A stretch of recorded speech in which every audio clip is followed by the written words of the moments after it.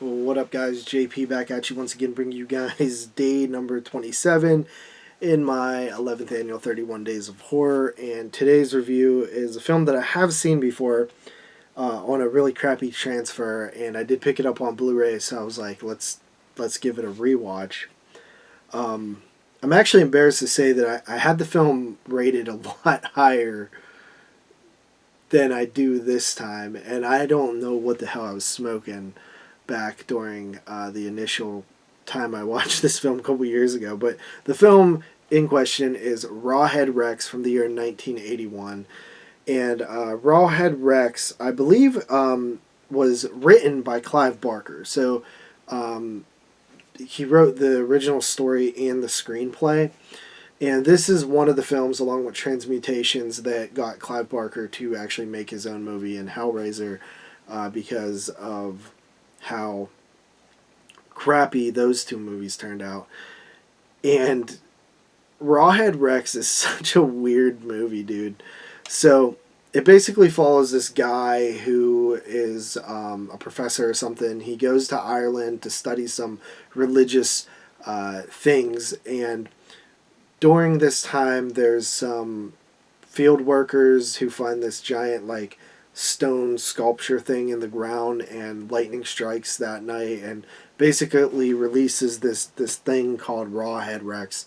I'm not sure why they call him Rawhead Rex. They might have said in the film, but it's been about a week since I watched this, so I don't really remember. But it's such a weird Rawhead Rex. What is that? So Rawhead Rex it just starts going on a rampage and killing people in this town, and he also has sort of this mystical powers. It's also tied into the church. There's these stained glass windows that depict Rawhead Rex and possibly the way to defeat him.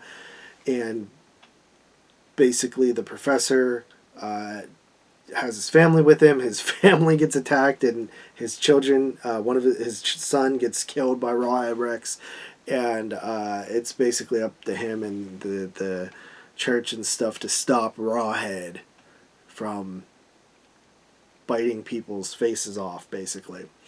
So that's the story, more or less.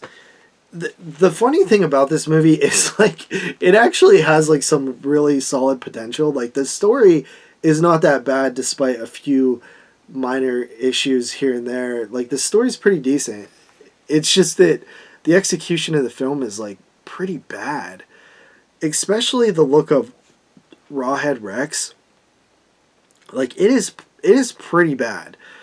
And the whole design of it, I'm what the hell are they going for? It got this almost leathery rocker look to it, the mohawk thing, and it's just the cover actually does it a lot more justice than the movie itself. This is a steelbook here by Kino, which I'm not a big steelbook guy, but this was actually cheaper than the Blu-ray, so I went with the steelbook. Where was I? The look of Rawhead is just so weird, and not only the design, but the actual application of the design. The prosthetics are extremely poor. The 80s was such a good decade for practical effects, right? Probably the best. And you had such great effects masters. You look at films the Friday the 13th films, Maniac. You have Day of the Dead with all of Savini's work pretty much. But you also had just tons of good effects throughout, and every once in a while you get ones that are kind of shoddy. But for this character being this main part of the movie, and you see him a good bit, it just is extremely poor. It looks super rubbery. There's no real articulation in the face that makes you believe that it's a creature and not just some guy in a suit.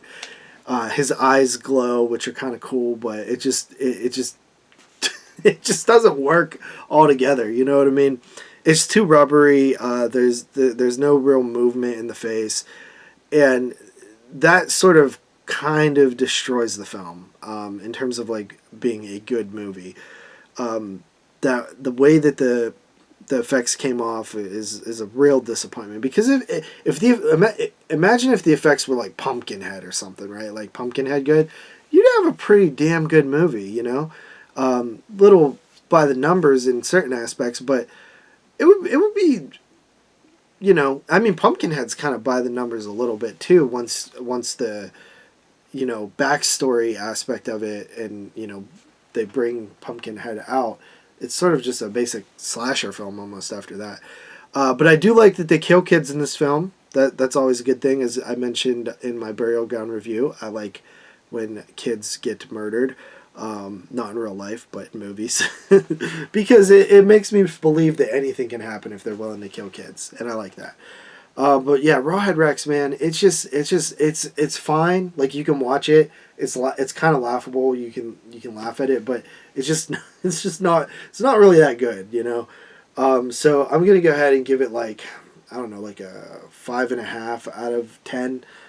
I might be being a little harsh on it, but just watching it this time and seeing, I just never bought into the practical effects, and it kind of killed the movie. But that's that. Anyway, guys, see you next time with another one. Peace.